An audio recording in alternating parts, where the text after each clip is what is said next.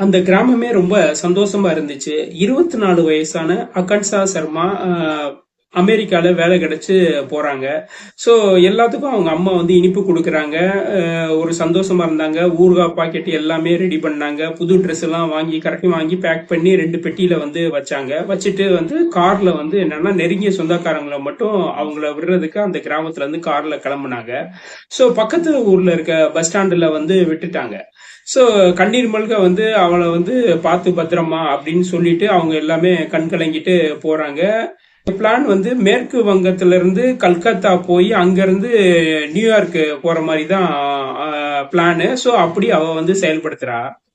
மறுநாள் கல்கத்தா வந்துட்டேன்னு அம்மாவுக்கு ஃபோன் பண்ணி சொல்றா. அம்மாவும் ரொம்ப சந்தோஷப்படுறா. ஒரு சில நாள்ல அம்மாவுக்கு ஃபோன் பண்ணி திருப்பி சொல்றா நான் நியூயார்க் வந்துட்டேன்றா. பெற்றோர் வந்து பேசுறாங்க, சகோதரரும் பேசுறாரு, சில சொந்தக்காரங்களும் பேசுறாங்க. எல்லாரும் நல்லா இருமா பாத்துருமா அப்படின்லாம் அட்வைஸ் தான் சொல்றாங்க. எல்லாத்தையும் கேக்குறா.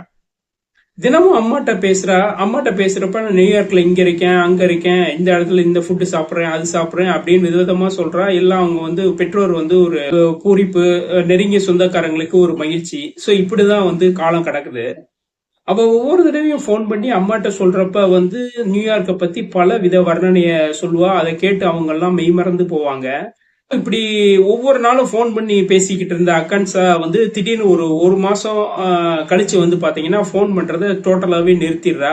இவங்க வந்து ஃபோன் அடிக்கிறாங்க, செல்லு சுவிட்ச் ஆஃப்ல இருக்கு. ஒரு நாள் ஆகுது, 2 நாள் ஆகுது, 3 நாள், இப்படி ஒரு வாரம் ஆகுது. ஒரு ஸ்டேஜ் வந்து என்னன்னா ஒரு மாதிரி ஒரு அமைதியா இருக்கு. அவங்களுக்கு அந்த அமைதியை வந்து கொல்ல ஆரம்பிக்குது. பொண்ணுக்கு வந்து என்னாச்சோ ஏதாச்சோன்னு ஒரு பயம், ஒரு மன பயம் அவங்கள வந்து தொடர ஆரம்பிச்சிச்சு. அகன்சா சர்மா உடைய சகோதரர் வந்து ஒரு ஸ்டேஜ்ல வந்து சோசியல் மீடியால வந்து தேட ஆரம்பிக்கிறாரு. சோ பேர் போட்டு தேடுறப்ப வந்து அப்ப அவருக்கு வந்து அந்த அக்காவுடைய எஃபிய பாக்குறான். சோ எஃபிய பாக்குறப்ப அதுல இருக்க போஸ்ட வந்து படிக்கிறான். அதுல என்ன சொல்லிருக்கோம், நான் இங்க நியூயார்க் வந்திருக்கேன். நியூயார்க் வந்து இங்க வந்து உதயன்தாஸ்ன்ற ஒருத்தவர் வந்து நான் மேரேஜ் பண்ணிட்டேன். சோ அவர் வந்து ஐக்கிய நாடு நியூயார்க்ல ஐக்கிய நாடு சபையில வந்து ஒரு முக்கியமான போஸ்ட்ல இருக்காரு. இப்ப நான் அவர் கூட தான் வேலை பார்த்துக்கிட்டு இருக்கேன். அந்த மாதிரி போட்டு போட்டோவோட வந்தோன்னே இவன் தன்னுடைய பெற்றோர்கிட்ட பேசுறான். அவங்க வந்து வெளியில சொல்ல முடியாம ஒரு மன பிரச்சனையில இருக்காங்க. தன்னுடைய மகள் இப்படி செஞ்சிட்டாளே அப்படின்னு நினைச்சு வந்து ரொம்பவே வருத்தப்பட்டாங்க. கிராமத்தார் முகத்துல வந்து எப்படி முழிப்பேன் அப்படின்றது ரொம்ப சங்கடமா இருந்துச்சு. முதல்ல வந்து அவங்க வந்து வெளியில சொல்லாம தான் இருந்தாங்க. ஒரு மாசம் 2 மாசம் சொல்லி ஒரு 3 மாசம் போயிருச்சு. ஒரு ஸ்டேஜ்ல வந்து என்னன்னா அவங்களுக்கே ஒரு வெறுப்பாயிடுச்சு. இனிமேல் விட்டு அவங்க அதான் ஃபோன் பண்ணா ஃபோன் பண்ணிட்டு. ஆனா என்னன்னா பெற்றோருடைய மனதாச்சே. சகோதரர் அவரும் சும்மா இல்ல. அவர் வந்து என்னன்னா அவரும் ஒரு ஸ்டேஜ்ல வந்து அக்காக்கு என்னதான் ஆச்சு அப்படின்னு வந்து தேட ஆரம்பிக்கிறாரு. அவருக்கு தெரிஞ்ச ஃப்ரெண்ட்ஸ் மூலமா வந்து சோசியல் மீடியா இந்த இது வந்து எங்க இருந்து போஸ்ட் போடுறாங்கன்னு வந்து கேட்க ஆரம்பிக்கிறாரு. அப்படி கேட்கிறப்ப வந்து அவங்களுக்கு வந்து ஒரு பயங்கர அதிர்ச்சியை காத்திருந்துச்சு. 2016 வந்து என்னன்னா இது வந்து நியூயார்க்ல இருந்து வர்ற போஸ்ட் இல்ல, மத்திய பிரதேசத்துல இருக்க போபால்ல இருந்து வர்ற போஸ்ட் ஒரு செல்லுல இருந்து வருதுன்ற விஷயம் தெரியுது. அவங்க குடும்பமே வந்து கதி கலங்கி போயிருச்சு. மகள் ஏன் இப்படி செய்யறா அப்படின்னு வந்து அவங்க வந்து ரொம்பவே வருத்தப்பட்டாங்க. ஒரு ஸ்டேஜ்ல வந்து அந்த கிராமத்துல இருக்க ஊர் பெரியவர்கள்ட்ட பேசுறாங்க. அவங்க எல்லாத்தையும் பொறுமையா கேட்டுட்டு இமிடியேட்டா வந்து போலீஸ்க்கு கம்ப்ளைண்ட் பண்ணணும்னு வந்து சொல்றாங்க. ஏன்னா பொண்ணை வந்து கடத்தப்பட்டிருக்கலாம் அப்படின்னு ஒரு விஷயமாவும் அவங்க யோசிச்சு பார்த்தாங்க.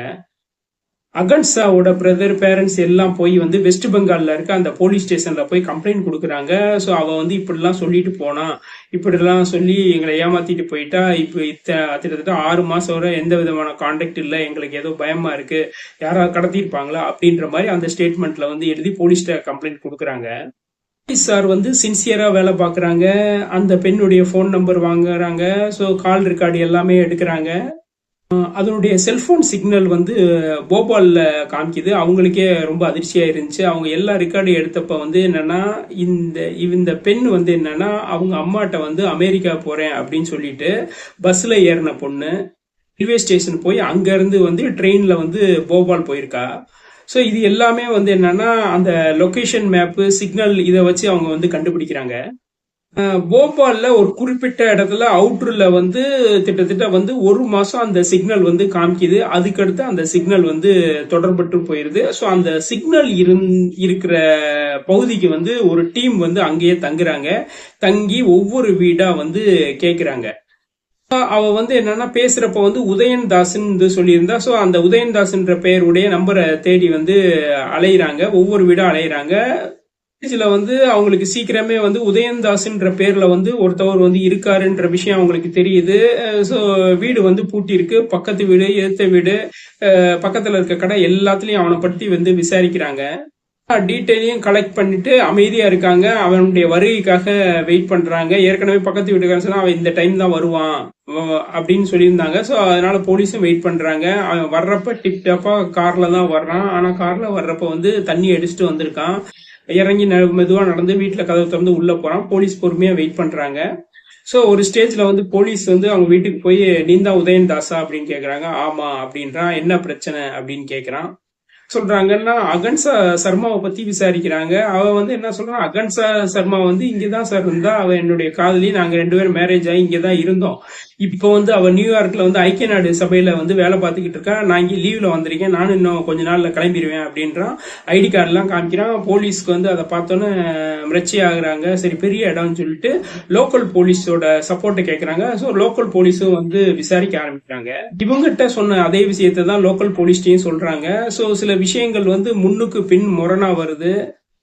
போலீஸ்க்கு வந்து அவன் மேல சந்தேகம் ஏற்படுது. இம்மிடியட்டா அவனை வந்து விசாரணைக்கு உட்படுத்துறாங்க. விசாரணைக்கு உட்படுத்தி தங்களுடைய பாணியில விசாரிக்கிறப்ப அவன் வந்து பல உண்மைகளை சொல்றான். போலீஸ் வந்து கேட்கிற கேள்விக்கு எதுக்குமே அவனால சரியா பதில் சொல்ல முடியல. அவனுடைய பெற்றோரை பத்தி கேட்கறாங்க, அவனுடைய பூர்வீகம், அவன் சொந்தக்காரங்க, அவனுடைய உறவினர்கள், அவனுடைய சகோதரர்களை பற்றி எல்லா விஷயத்தையும் கேட்கறாங்க. அவன் எல்லாத்துக்கும் அமைதியா இருக்கான். அப்புறம் அவனை வந்து பேச சொல்றாங்க, என்ன ஏதாவது சொல்லு அப்படின்றாங்க. சோ அப்ப அவன் சொல்றான் வந்து, நான் சின்ன பிள்ளையிலேயே வந்து என்னன்னா நான் உண்டு என் வேலை உண்டுன்னு இருப்பேன். எங்க பெற்றோர் வந்து என்னன்னா என்னைய படின்னு சொன்னாங்க. அது உண்மையிலேயே எனக்கு ரொம்ப வந்து மன உளைச்சலா இருந்துச்சு அப்படின்னு சொன்னான். அப்பா வந்து டெய்லி தண்ணி அடிச்சுட்டு வந்து வந்து என்னைய வந்து திட்டுறதுதான் அவருடைய வேலை. என்னைய வந்து திட்டி திட்டி பேசுவாரு, என்னைய வந்து அடிப்பாரு அப்படின்னு சொல்றான்.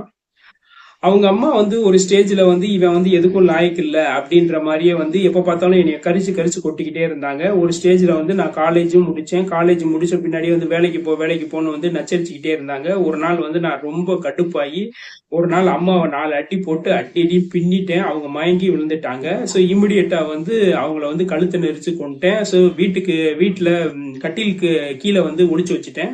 ஸோ அன்னைக்கு ஈவினிங் வந்து நல்லா குடிச்சிட்டு அப்பா வந்தாரு. அப்பா வந்து என்னன்னா எங்கடா அம்மா அப்படின்னு கேட்டாரு. வெளியில போயிருக்காங்க அப்படின்னு. நான் ஏற்கனவே வந்து கலந்து வச்சிருந்த மயக்க மருந்து பாட்டில் ஜூஸை கொடுத்தேன். அவரும் வந்து குடிச்சிட்டாரு. இமிடியேட்டா அவரும் மயக்கம் அடைச்சாரு. அவரையும் வந்து கழுத்தை நெரிச்சு கொண்டு வீட்டுக்கு முன்னாடியில இருக்க பகுதியில வந்து குழியை தோண்டி வந்து புதைச்சு அதுக்கு மேல வந்து மண்ணெல்லாம் மூடி அடுத்த நாள் மார்பிள்ஸ்ல வந்து அதை எல்லாத்தையும் நான் மூடிட்டேன். ஸோ அந்த இடத்த வந்து விற்கலான்னு நினைச்சேன். ஸோ இது அம்மாவுடைய பேர்ல தான் வீடு இருந்துச்சு. ஸோ அம்மா இறந்துட்டாங்கன்னு சொல்லி ஒரு போலி டாக்குமெண்ட் ரெடி பண்ணி ரிஜிஸ்டர் ஆபீஸ்ல கொடுத்து என் பேருக்கு வாங்கினேன். ஒரே மகன்றனால என் பேருக்கு வந்துச்சு. ஸோ வீடை வந்து வித்தேன். இந்த வீடை வித்துட்டு நான் போபாலுக்கு போய் அங்க போய் செட்டில் ஆனேன். அங்க ஒரு வீடு வாங்கினேன். என்கிட்ட காசு நிறைய இருந்துச்சுனால 2 சொகுசு கார் வாங்கினேன் அப்படின்னு சொல்றான். சரி ஒய்ஃப் என்னடா ஆச்சு அப்படின்னு கேக்குறாங்க. அவ வந்து சொல்றான்னா அவளும் நானும் வந்து என்னன்னா ஃபேஸ்புக்ல மீட் பண்ணிக்கிட்டோம். டெய்லி வந்து எங்களுக்குள்ள பரிமாறிக்கிறோம், போன் அடிச்சு பேசுவோம். நானும் அவளை காதலிச்சேன், அவளும் என்ன காதலிச்சா. ஒரு ஸ்டேஜ்ல வந்து நான் வந்து நியூயார்க்ல ஐக்கிய நாடு சபையில வந்து வேலையில இருக்கேன், நீயும் வந்தேன்னா உன்னை அங்க வேலைக்கு சேர்க்கிறேன் அப்படின்னு சொன்னேன். சோ அவளும் அதை நம்பி, நான் சொன்ன கதையை நம்பி அவளும் வந்து என்னன்னா இங்க போபால் ஸ்டேஷன்ல இறங்குனா. சோ அவளை வந்து இங்க வர வச்சு இங்க வீட்டுல தங்க வச்சேன். ஒரு ஸ்டேஜ்ல வந்து நாங்க 2 பேருமே வந்து மேரேஜ் பண்ணிக்கிட்டோம். மேரேஜ் பண்ணிட்டு கொஞ்ச நாள் நல்லா சந்தோஷமா இருந்தோம். அப்ப அவ வந்து நையின்னு எப்ப எனக்கு வந்து எப்ப போலாம், எப்ப ஐக்கிய நாடு சபையில வந்து நீ சேர்த்து விடுவீங்க அப்படின்னா, நான் வந்து விசா வரட்டும்பா அப்படின்னு. சோ இப்படி வந்து நாட்கள் வந்து கடந்துகிட்டு இருந்துச்சு. அவ விடாம வந்து என்ன தொல்லை பண்ணிக்கிட்டே இருந்தா.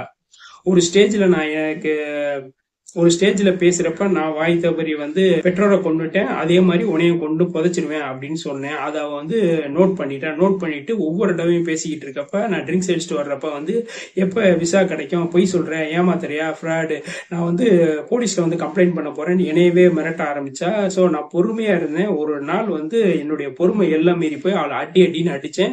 அன்னைக்கு மயங்கி விழுந்தா. அவளுடைய கழுத்தை பிடிச்சு நெரிச்சு கொன்னேன். கழுத்தை பிடிச்சு கொண்டு இங்க பெட்ரூம் என்னுடைய பெட்ரூம்ல கீழே தான் வந்து புதைச்சேன், அதுலயே மேல வந்து மார்வல் எல்லாம் போட்டிருக்கேன் அப்படின்னா போலீஸ் வந்து ஷாக் ஆயிட்டாங்க. இவன் வந்து பெரிய சீரியல் கில்லர்னு சொல்லி இமிடியேட்டா அரெஸ்ட் பண்ணி உள்ள அடைக்கிறாங்க.